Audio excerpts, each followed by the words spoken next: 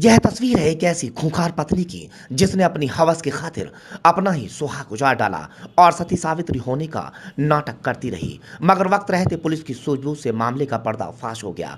मामला उत्तर प्रदेश के बुलंदशहर जिले का है। यहाँ आशिकी में रोड़ा बन रहे पति को पत्नी ने अपने बॉयफ्रेंड के साथ मिलकर मौत के घाट उतार दिया और ऐसी फिल्मी कहानी बनाई जिसे सुनने के बाद पुलिस के भी होश उड़ गए।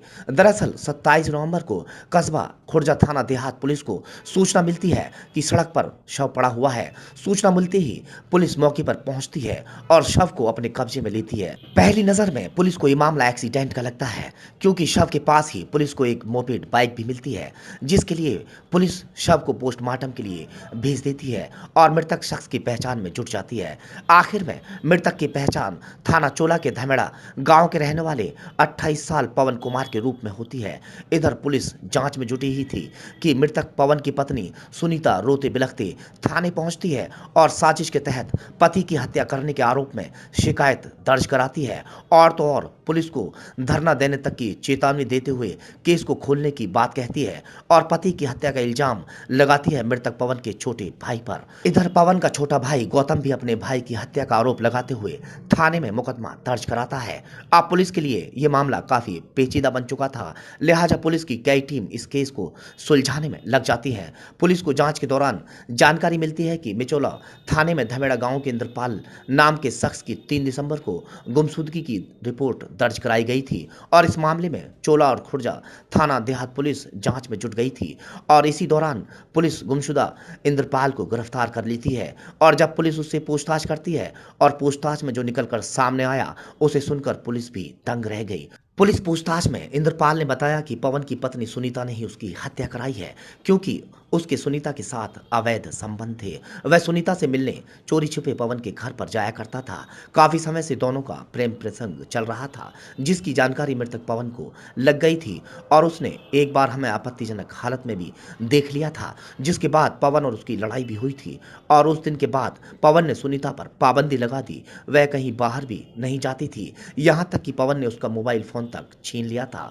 मैं और सुनीता एक दूसरे के बिना नहीं रह पा रहे थे और पवन के रहते हमारा मिलना नहीं हो सकता था। इसके लिए हमने पवन को ही रास्ते से हटाने का प्लान तैयार कर लिया। हम चाहते थे कि पवन को ऐसी मौत दी जाए कि सांप भी मर जाए और लाठी भी ना टूटे, यानी पवन भी मर जाए और हम पकड़े भी ना जाएं।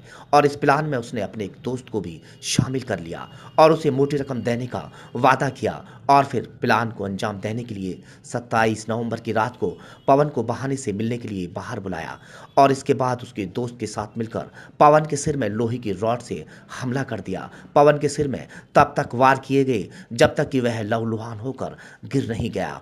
और यह सब नज़ारा पवन की पत्नी सुनीता भी वीडियो कॉल पर देखती रही, क्योंकि सुनीता चाहती थी कि वह पवन को तड़पता हुआ अपनी आंखों से देखे। जब पवन अपनी आखिरी सांस ले रहा था तब सुनीता उसे देखकर खुश हो रही थी और अपने प्रेमी इंद्रपाल को शाबाशी दे रही थी, उसे आई लव यू बोल रही थी। पवन की हत्या कर दोनों आरोपियों ने इसको एक्सीडेंट का रूप देने के लिए पवन के शव को बीच सड़क पर ही फेंक दिया और उसकी बाइक वहीं पर फेंक दी और अपने घर चले गए। पवन सुनीता ने प्लान तो बहुत अच्छा किया था, लेकिन वो कहते हैं ना कि जुर्म करने वाला कितना भी शातिर क्यों ना हो, पुलिस उसे ढूंढ ही लेती है। फिलहाल खुर्जा देहात पुलिस ने इस पूरे मामले का खुलासा करते हुए आरोपी पत्नी सुनीता और उसके प्रेमी को जेल भेज दिया है, जबकि इस हत्या में शामिल रहे प्रेमी के दोस्त की तलाश की जा रही है। 27/11 को खुर्जा देहात थाने पर एक एक्सीडेंट का मुकदमा लिखा जाता है, जिसकी वादनी सुनीता वाइफ ऑफ पवन है।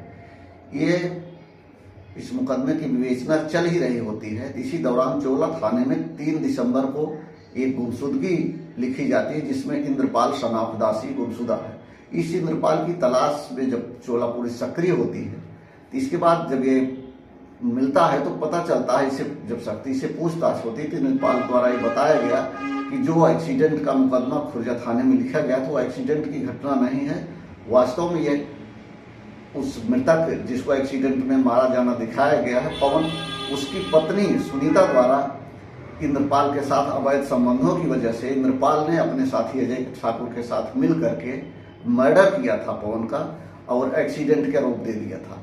तो इंद्रपाल और सुनीता की गिरफ्तारी संबंध में हो गई। मुकदमा 302 में तरमीम हो गया, दोनों को जेल भेज दिया गया और इसके साथ ही अजय ठाकुर की गिरफ्तारी के प्रयास किए जा रहे हैं।